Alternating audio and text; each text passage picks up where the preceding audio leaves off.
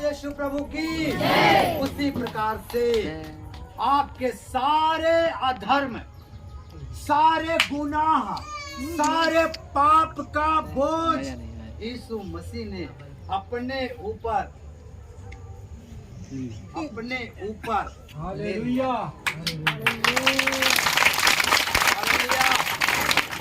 अब ये बोझ लेने में कष्ट होगा कि नहीं होगा? चलने में कष्ट होगा कि नहीं होगा? बोझ उठाना पड़ रहा है। दर्द किसको झेलना पड़ रहा है? पिता को कि पुत्र को? पिता को। किसको झेलना पड़ रहा है? पिता को दर्द झेलना पड़ रहा है। इसका बोझ लेकर के चलना पड़ रहा है।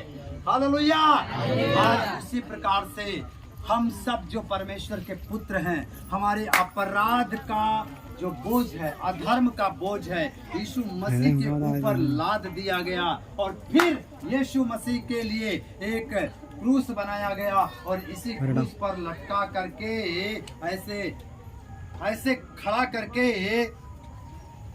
ऐसे खड़ा करके यहाँ पर भी लकड़ी है, यहाँ पर भी लकड़ी है, यहाँ लगाओ कील मोटी सी और ठोक दो हथौड़े से।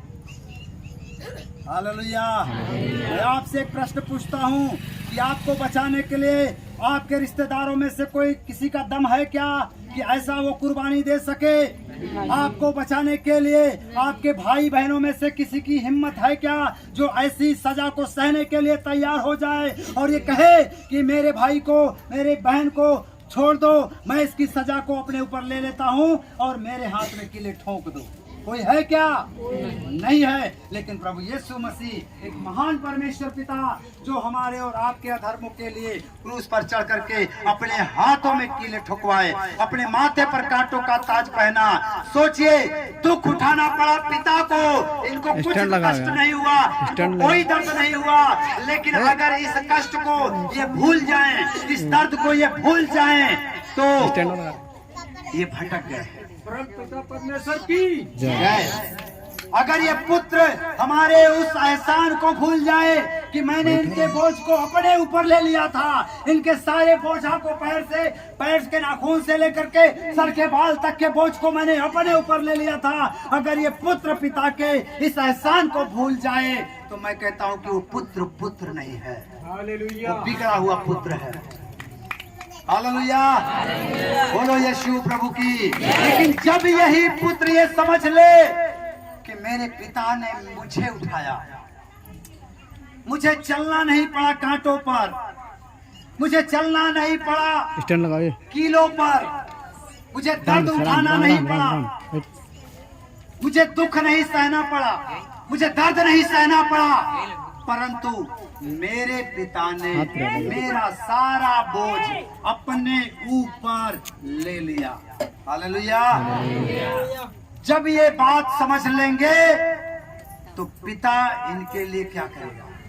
जब ये बात समझ लेंगे तो पिता इनके लिए हर एक चीज को देने के लिए तैयार हो जाएगा जो इनको चाहिए, जो भी चाहिए। अगर इस बात को, इस एहसान को ये भूल जाएंगे, इस एहसान को जो मैंने इनके लिए उठाया है, जो बोझ मैंने इनके लिए उठाया है, और ये बोझ को समझ ना पाए, इस दर्द को ना समझ पाए जो मुझे हुआ था, मेरी रीढ़ की हड्डी में दर्द हुआ।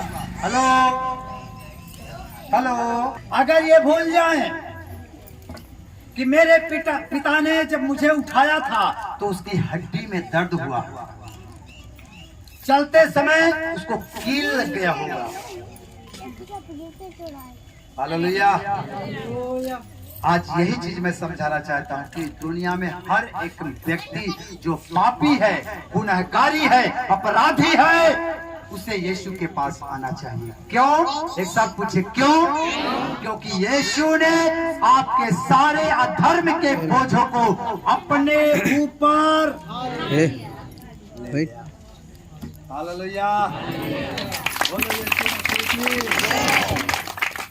ये समझ जाएगा, अगर ये पुत्र इस दर्द को जो पिता ने उठाया ये समझ जाएगा तो उसके बाद फिर ये नहीं सोचेगा कि आज मुझे कुछ दिक्कत है, पिता का साथ नहीं दूंगा,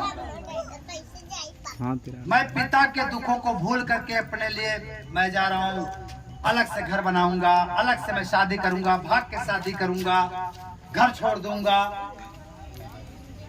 और आज संसार में यही हुआ है। हर एक इंसान पिता को भूल गया है। हर एक अपराधी व्यक्ति अपने अपराध को मानने से इनकार कर रहा है।